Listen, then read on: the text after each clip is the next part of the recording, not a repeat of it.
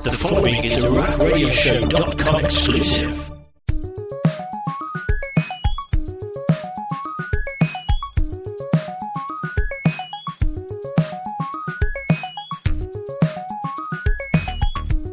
Welcome to the Rack Extra Views right here on WildTalkRadio.com. He's Rock, I'm Lindsay, and we're back with the season finale for Season 4 of Total Bellas. That's right, Episode 10 is here, and this is probably the calmest season finale I think I've ever seen involving the Bella twins. I have to say that. It was actually a little bit meh. I mean, not meh in a bad way, but just when you think about last season's season finale, it's like the polar opposite almost. Yeah, in a way. It was very calm. It was very, hey, we're just going to focus on our businesses. It was very uplifting in a wonderful way. We're going to drink a bunch of wine, mess around with centaurs. You know. Which they don't know how to say that word. Centaurs? No, they were saying like centaurs. Centaurs, yeah. Brian loves the shit. We'll get there. But yeah, this was a very, I don't know, like I don't even know how to describe this episode. It was very calm. It was very uplifting to see where the girls are at in their lives. It was very much. I have a word. We had closure. That's a great word for that. This was closure. This almost felt like, in a way, like a series finale as opposed to just a season finale. Because there was that sense of closure of the girls are leaving this season in a much better place than they started. Mm-hmm. And so it's just, it's a very satisfying ending to the season, but it's almost a very dissatisfying ending to the season because this feels like the end of the show. Which is not. I believe there will be a season 5, but it's just, this feels like the end of the show. And it's like, but it's not. And there was no real hook in this show like there has been in the past to get you to watch next season. And that's what they typically do at the end of these, is they do some kind of hook or something that says, hey, I have to watch next season. I have to see next season. And that was not here. I mean, there was, but there wasn't because, the relationship that's sort of brewing that they kind of teased. That was sort of a thing. I mean, for those fans, it's like, here's what something to look forward to. It's that. You know what I mean? Mm-hmm. Yeah, I mean, there is that, but I mean, like I said, you have to compare it to the previous There's no breakup season. with John Cena. There is no breakup with John Cena. There is no proposal. There is no, are they gonna break up? Are they not gonna break up? There was none of the drama. This very much lacked drama. In fact, the last, I would say, few episodes of the show, really almost this entire season, minus the first few episodes after the fallout of the breakup, there was not a lot of drama. No. It was a much more uplifting season because, again, this was about Nikki's journey back to after John Cena, her finding herself again, her finding her footing, and her moving forward in her life. This was about Bree and Brian taking the next step in their life. This was very much about change. This was all about just almost in a way growing up. We watched the girls grow up this season, which is stupid to say because they're 35-year-old women, but you know what? Sometimes it takes you a while to get there, and sometimes it's like when you decide, hey, I'm ready to move on with my life. I'm ready to be me. I'm ready to do this. I want this. I'm going to go after it. That's when you quote-unquote grow up. Mm-hmm. Is Nikki's ready to go out on her own and do her own thing. Bree and Brian are ready to have a second child. Bree is ready to retire. She's ready to settle down and create a home for her children and have a life with Brian. Mm-hmm. Whereas before, especially at the beginning of the season, they were very career driven. They were very career focused. They were all about their businesses. And really at the end of the season, yes, they are still about the businesses, but for Bree, her focus has shifted almost entirely to Birdie. Yeah.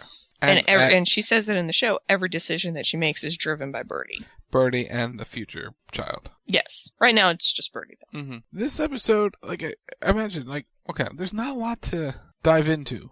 There isn't. There really isn't. They harvest some grapes. They stomp some grapes. Brian talked about his heel turn, which is cool. Yeah, one thing that was interesting about this episode was that it opened at the close, and what I mean by that was, or closed at the open, I should say, let me get that right. I just love the Harry Potter quote, where it really kind of started in Napa, Mm-hmm. And this episode ends with them in Napa. And this is the first time that Nikki has been back since the whole breakup scenario happened with Cena. Mm-hmm. And it's very emotional for her. And I think what this really was, and we can kind of get a little bit more in the end, is this is really where Nikki lets go of John, is right in this time frame. Not necessarily in this episode, we don't see that on the show, but she's been kind of sort of been able to escape it in the sense of she's Bree, she's Brian, she's Birdie, she's her mother, she has her brother, she has her brother's wife, she has her brother's children. You know, she has all these people around her. She has work. She has everything around her, so she doesn't have to think about what happened and think about the ramifications and all of that and what her life is going to be without John Cena. Mm-hmm. Like, she hasn't had to worry about that. She hasn't had to think about that. And in this episode, this was, I feel like, especially towards the end, where that really hit home for her. Mm-hmm. That now she is on her own without him. Right. Completely on her own without him. And who is she and what is she going to become? Mm-hmm. What does she want herself to be? Yeah. And we're going to probably see that next season of who she becomes and how she gets into that. And yeah, that's sort of what this episode was about. Again, closure was the whole thing. They said goodbye to the vacation, the rental house that they were living in San Diego. They got rid of that house. They said goodbye. They moved into Phoenix. Like, it's a closing one book, opening a new. That's what they did in this episode. And that's all it really was. You got the fallout from Evolution. We saw that. Again, Daniel Bryan turned heel. The one quote that I pulled out, I love when children boo. It's my favorite thing. And he says it with a smile on his face. You can tell he's thoroughly enjoying the heel turn and everything to do with it. Like, he's like, I did this and I did this, and then, oh yeah, I kicked AJ Styles directly in the balls. You know, it is just like, okay, Brian. Like, this was also about Brian moving forward, and I have no right to judge, but I did have a little bit of a problem because I don't know if the party was actually on Survivor Series night. I would hope it wasn't, but part of this episode was they were going to throw a 35th birthday bash because their birthday fell in this period that they were filming, and so they were going to have a small family get together in LA. It just happened to be supposedly on the night of Survivor Series, which is a few days before their birthday. Their actual birthday, because again, the girls weren't used on Survivor Series. Mm-hmm. Or no, it wasn't Survivor Series. It was, where did Brian face Brock? Yeah, it was Survivor Series. It's Survivor. Okay, yeah, I thought it was. I just wasn't sure. But yeah, anyway, so they have you see this juxtaposition of Brian getting his dream match, and he's facing off against Brock Lesnar, and he's really biting and digging into this new heel character that he has. And then you see the girls partying, completely unaware of what's going on with Brian, and it's like, well, wait a minute, hold on a second. This is not the Brie that I have come to know. Her husband's in a high profile match. He's the WWE champion, and he's main eventing a pay-per-view, and she's not even watching it. I mean, I know she has a life outside her husband, but like every other time, she's been like either there or she's been watching it on TV. Mm-hmm. So I think it's like a little not good to, not that I have a right to judge, but to show them partying and living it up at their birthday party when it's like, you knew when Survivor Series was, you could have easily scheduled this when he wasn't at TV or at a pay-per-view to be there, because I'm sure he would want to be there. Mm-hmm. And schedule it on the same night that he has a major match, knowing he's going to have a major match. Like, that was just like, I don't know. So there's that. Oh, speaking of that party, and the Centaur, right? The Centaur, Mr. McAbs, and the Ab-Off. There was the Ab-Off, and are you our DD for the night? Can we ride him home? I would like to point out Nikki and Bree's mother asked that question. It's a quality question.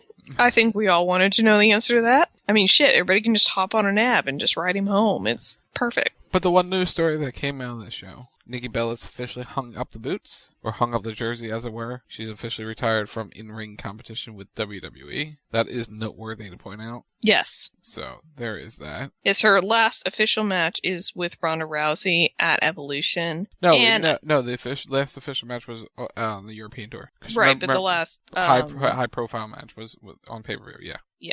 But yeah, anyway, point is, she's done. She's done. She's through. And I mean, honestly, you really can't go any higher than what she went. Mm-mm. And what I mean by that is she main evented a pay-per-view. It wasn't WrestleMania, but I don't think WrestleMania was ever going to be in the cards for her.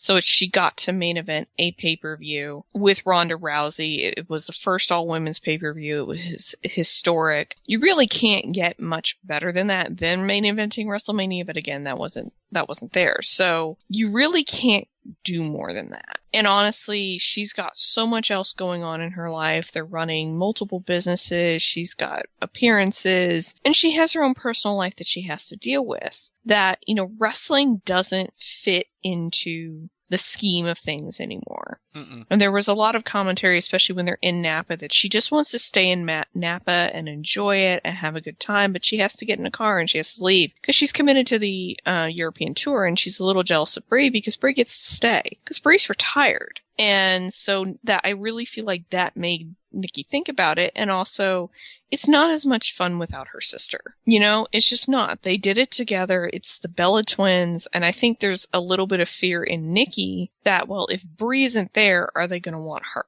Mm-hmm. If it's only one, are people still going to be interested? So it could be because Brie retired, Nikki retired, because it's like, well, I don't want to find out. And I've had a good run. She's completely fine with letting go of it all and moving on to that next phase of her life and figuring out what that's going to be. Because at this point, Nikki Bella doesn't need wrestling. She's a very successful entrepreneur. She's a reality star. She's a celebrity. And most importantly, she's happy. She's in a good place in her life. So she doesn't really need wrestling for anything other than something to do, which she certainly doesn't need that. No. She's got enough on her plate. In fact, Brie lectures her about saying no to some things, which I think is incredibly ironic. Yeah. Seeing as last week or 2 weeks ago, Nikki was the one giving the speech about saying no. Mm-hmm. So, yeah, I'm a little sad to see the Bella twins retire, but at the same point, I feel like it was time for them, if that makes sense. It's not meant as an insult. It's just the division has changed. The division is different, and they weren't around enough to really be a part of it anymore. It's always nice when they come back. It's always wonderful to see them. Don't get me wrong, but the division has moved on. And so I felt like it was time that, you do step away, you do walk away, and you move on with your life. Yeah, pretty much. That's what it was. But yeah, let's talk about the cliffhanger at the end. Who's she dating? So, one of the things that we see towards the end of the episode, like Rock mentioned, is Brie and Brian and Nikki all driving away from the rental house in San Diego. And Brian and Brie go one way and Nikki goes the other, and it's symbolic of them obviously parting ways. So Brie and Brian go off to Arizona, and they move into the house in Arizona. And Nikki goes off to LA, and there's no time frame mentioned in terms of how long they've been apart. But we see Brie and Brian settling into the house.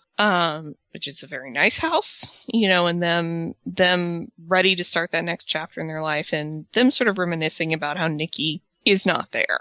Mm-hmm. And Nikki is not going to be there unless she just randomly shows up. But there's no chance that she's just gonna. It's not gonna be Wednesday drop by. Yeah, it's not gonna be Wednesday drop by. She's got to make plans to come out because she's so far away. Meanwhile, we see Nikki strutting her stuff, looking like $1 million in LA, and she's all dressed up, and she's all, she's ready for date night. And, well, we find out who she's got a date night with, which we knew all along. I think everybody knew, but it was just we were waiting for the confirmation. I mean, from the second that they were, sitting in that restaurant looking at each other, it's like, oh, yeah, you guys are so together. That would be Artem. She has a lot in common with a Russian. She's getting her some Artem, which I don't blame her. He's a cutie. And, yeah, she's moving on, and she's getting herself back out on the market, and she's dating Artem, so good for her. Yep. Hope it works out. So that's basically everything that happened on Total Bellas. Yeah, so we end the season with the Bella twins going to that next chapter of their life, whatever it may be. So will Brie and Brian be pregnant by next season? We'll have to see. Will Nikki and Artem still be together by next season? I don't know, but I think that does it for Total Bellas, at least season 4. What do you think? It does. This will conclude the Rock Extra Season 4 of Total Bellas. Make sure you catch up all the episodes. Make sure you check out the Rock Extra reviews, Miz and Mrs. starting April 2nd, right here at RackRadioShow.com and WildTalkRadio.com. It's Rock Radio Show on Facebook, Twitter, and Instagram. It's at Wild Talk Radio on Twitter, Facebook.com/Wild Talk Radio Network. Use credit code ROCKSOCK in the Fortnite item shop and check out the rack every Thursday night, 10 p.m. Eastern. And you can follow me on most of the social medias at Linz Ward, LINSWRD. So for Rock, I'm Lindsay Ward. You've been listening to Rack Extra Reviews Total Bells Edition, the season finale, and we'll see you very soon with Miz and Mrs. Till then, bye!